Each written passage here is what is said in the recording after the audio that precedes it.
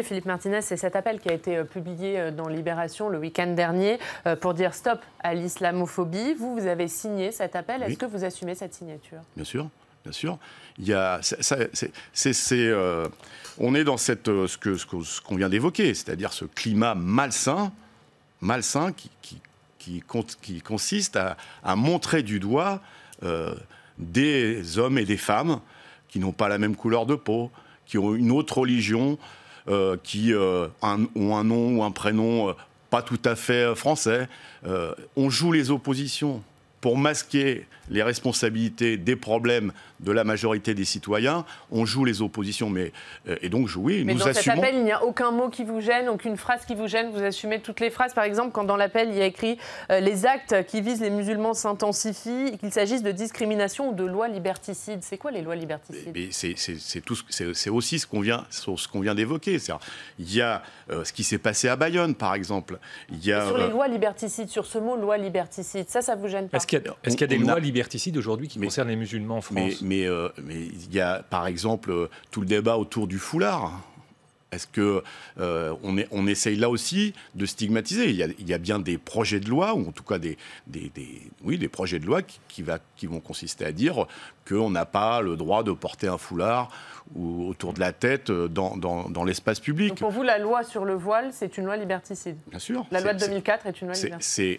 Il y a besoin de respecter la laïcité, mais au nom de la laïcité, on n'a pas le droit de montrer du doigt ou de stigmatiser telle ou telle religion. Or, c'est souvent ciblé, c'est toujours ciblé sur les mêmes. Donc nous assumons notre signature parce que nous sommes profondément antiracistes, et il ne faut pas tout mélanger. Or, le gouvernement, pour emboîter le pas du Rassemblement national, fait un amalgame dangereux.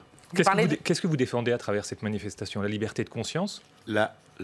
Premièrement, la laïcité, mais aussi la liberté de culte, mais elle doit être encadrée. Nous sommes attachés à la loi de 2004 est liberticide, la loi de 1905, est-ce qu'elle est aussi pour vous? Nous sommes attachés à la laïcité, notamment dans les services publics, à l'école. Mais en même temps, c'est aussi un combat contre le racisme.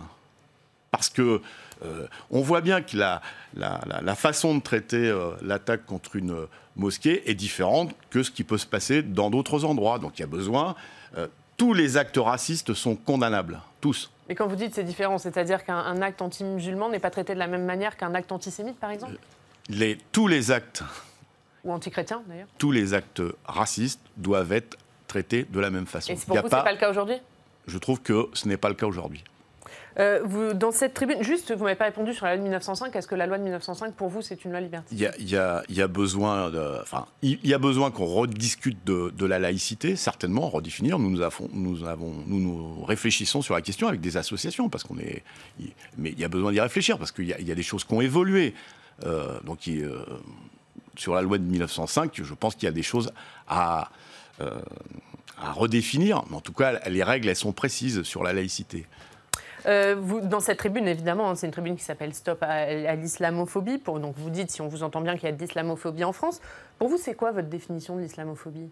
C'est du racisme. C'est du racisme. C'est de considérer que ceux qui pratiquent cette religion seraient forcément louches. Bon, vous irez manifester, hein, on l'a bien compris, dimanche. Est-ce que vous comprenez ceux qui n'y vont pas alors qu'ils ont signé l'appel, comme François Ruffin, par exemple? Vous lui posez la question quand vous le croiserez. Nous, le message de la CGT, il est clair. Et donc, on y va à partir de ce message et sur le contenu de notre signature. Je pense qu'il y a besoin de se rassembler largement, retrouver ces valeurs que j'évoquais tout à l'heure sur les questions d'antiracisme. On a perdu du terrain sur ces questions-là.